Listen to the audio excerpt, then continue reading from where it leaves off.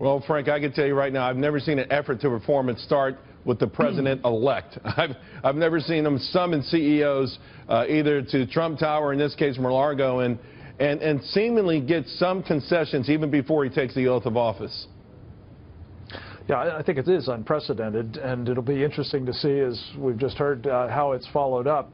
You know, there was another interesting opportunity identified recently, something on the order of $125 billion that an audit conducted at congressional instigation by the Pentagon identified as unnecessary, wasteful, perhaps even fraudulent misuse of taxpayer monies for a lot of administrative costs. You know, the tooth-to-tail ratio, as they call it, the tooth being the war fighters, the tail being all of the support and administrative aspects.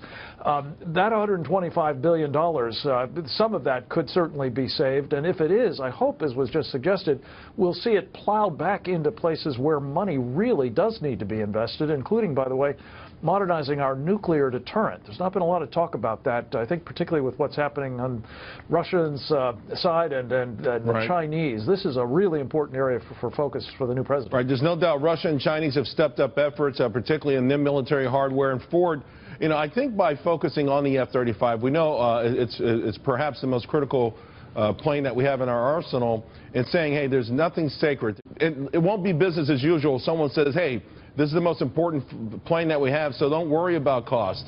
Sending a message beyond the defense contractors that were there as well.